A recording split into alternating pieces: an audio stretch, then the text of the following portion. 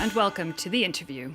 Well, despite public protests, the Greek government recently passed another round of austerity measures, more pension and tax reforms. The move was deemed necessary in order to keep lenders, the IMF and Eurozone governments, on side and help unlock more of the funds from the €86 billion bailout agreed upon last year.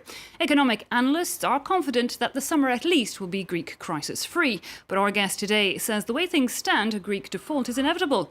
One of the world's leading economists, during the height of that Greek crisis, he spent months travelling from Austin to Athens, working closely with then Finance Minister Yanis Varofakis. His latest book, Welcome to the Poisoned Chalice, The Destruction of Greece and the Future of Europe, will be published in June. I've got an early copy here in French with me, Crise grecque, Tragédie européenne. Mr. James Galbraith, welcome to the show and thanks for taking time to speak with us.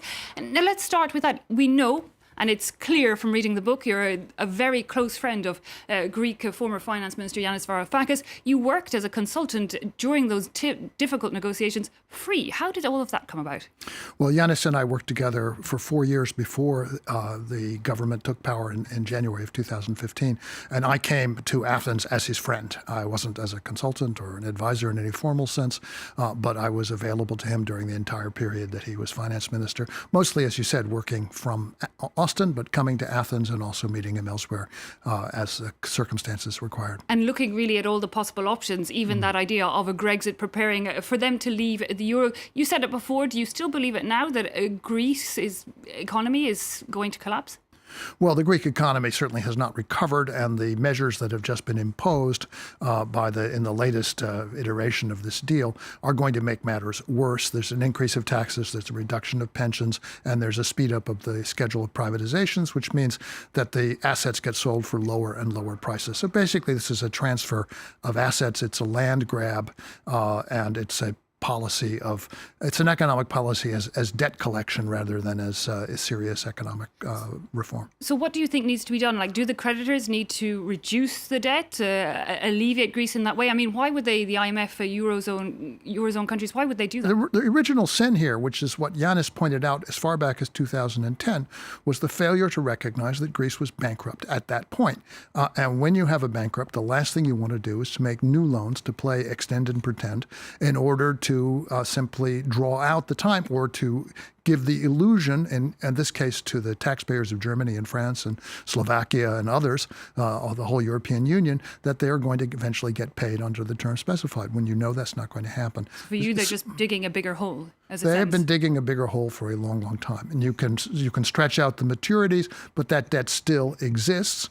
And the condition for accepting the stretch out was essentially one of accepting policies which are profoundly counterproductive, counterproductive to the prosperity of the Greek people. Well, one of those things that I think shocked a lot was when we saw the Greek government having to sell off the port of Athens. I believe it's now a Chinese company that owns it. They also had to sell regional airports. Both of these elements are almost a guaranteed income, if you like, for a country. Was that very short-term thinking on behalf of the Greek government? No, it was short-term. It was long-term thinking on behalf of the creditors who imposed these conditions on the Greeks and resisted the efforts of the Varoufakis ministry to have conditions that would have permitted the Greek government to enjoy some part of the upside. So basically, you have fire sales of everything. Fire sales of public assets, foreclosures of private households and mortgages, and bankruptcies of private businesses. So that's the scene of the Greek economy under these. Would Greece be better off leaving the euro? Well, that question would have been very difficult a year ago because the transition was likely to be complex, chaotic, and politically and socially very, let's say, troubling. I do think that Europe does need to look at its monetary system. It's clear that the one it has now cannot function and will not function indefinitely. And so a change of the system is something that should be on the agenda of the European community as a whole.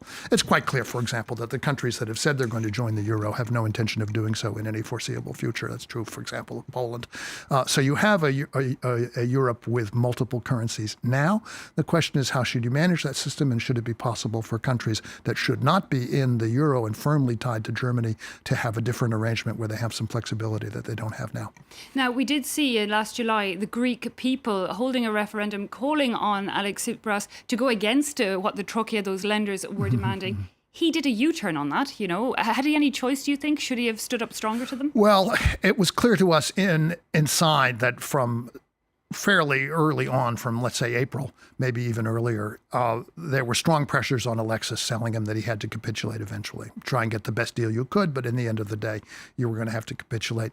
When they called the referendum, the expectation, certainly on the part of the prime minister's circle, was that the people would vote yes, that they would accept the terms, and this would provide a way for him to make that turn. But it turned out that the Greek people were braver than their government. They said no. They accepted the arguments that were being made that said you really have to stand up and negotiate firmly. And the government was not prepared to accept that mandate when they got it. And that's why Yanis left the ministry the next morning.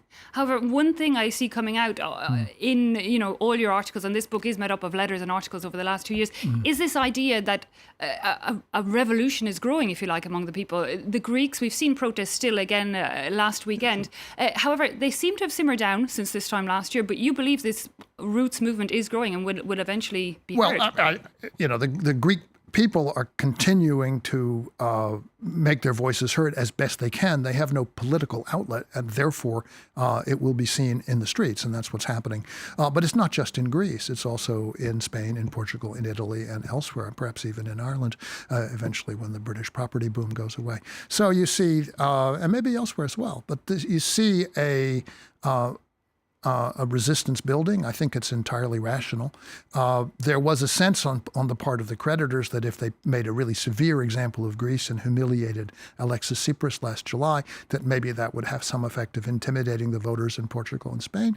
Well, it didn't. And now we're going to see a new election in Spain, and we'll see what happens. And when you look at it, at the time of those negotiations, once again, a lot of fingers pointing to bullying, if you like, on behalf of certain EU countries, notably Germany. Do you think that took place? How much do you think Germany gets to decide what the EU does? Well, I think the bullying was fairly widely spread across the creditor countries, and also among some of the debtors who were worried about their own left-wing political movements and didn't want to see any concessions made to Greece. So the Germans were not certainly alone in this. But yes, the threats made to the Greek people at the time of the referendum were clearly a very strong argument that they should capitulate. And then it was heartening. It was really quite inspiring to see the response that the Greeks gave to that. Now, Yanis Varoufakis has his own book out, I believe, and I believe you worked with him on it. It's a modest proposal to resolve the Eurozone. In it, one of the elements is this idea of a European food stamp, which you both believe, I believe, is vital for European countries because the divide between poor and rich is growing, which I guess is leading to that was your movement. Part of it, yes. There were a number of elements in the modest proposal dealing with debt, dealing with banks, with investment, and also with measures to extend solidarity to the most vulnerable households in the European Union, particularly in the crisis countries, both for humanitarian reasons and also for political reasons. One had the situation in Greece where right-wing forces and in part the Nazi Party were actually using food as a political weapon. So it's very important to understand that if the European Union wishes to be sustained, it has to have the support of its populations. And this is something which is vulnerable, is fragile in a situation where people are really desperate. Now, we've been looking at Greek economy at the minute. We've seen Russian President Vladimir Putin visit this week, his first visit to the EU in about a year, bringing with him a lot of gas companies. Is there an option for Greece to look beyond the European Union for financial aid, maybe open onto other markets? Well, Greece, of course, is on the edge of Europe, and so it has a kind of special position. But I would think not. I think that at the end of the day, it is better for the Europeans to resolve these issues. But in order to do so, they have to change ideas, institutions, and policies. And if they don't, they're going to find that this decision is not going to be in their own hands. Yeah, and of course, all of this, we haven't even mentioned the migrant crisis that we've seen across Europe. Still something like 50,000 refugees mostly arriving in Greece. What do you think, how is Greece meant to handle? Will it be able to handle that? Is that not essentially what's putting pressure on its economy? It is not the only thing that's putting pressure on the Greek. It's not even the major thing that's putting pressure on the Greek economy. But it is obviously putting a lot of pressure on the political unity of Europe. My sense is that the Greek government made extraordinary efforts to receive the refugees, to treat them decently on very limited resources, and that Europe has, as Yanis said, sold its soul by cutting the deal with Turkey, which is blocking the flow at the moment. So that's that's another set of problems and another set of issues that have a certain moral dimension. A whole other debate. So we're looking at this idea of the Greek economy, not out of the woods yet. However, we've stopped really talking about a Grexit now here in the EU, for now at least. We're looking at a possible Brexit, this EU-UK referendum to be held on June 23rd. A big part of the debate is the economy. As one of our leading economists, do you think the UK is financially better in or out? It's something to which I don't have an extraordinarily well-developed view. I think Europe is better off with Britain in it. I think there are advantages to Britain for being a participant in the European Union. But this is a decision for British voters to make, and we'll see what they do. Staying very diplomatic on that question, Mr. Galbraith. We're going to have to leave it there, but thanks indeed for your time and joining us here on The Interview. Thanks also to you at home for having watched. To see you again next time. Thank you.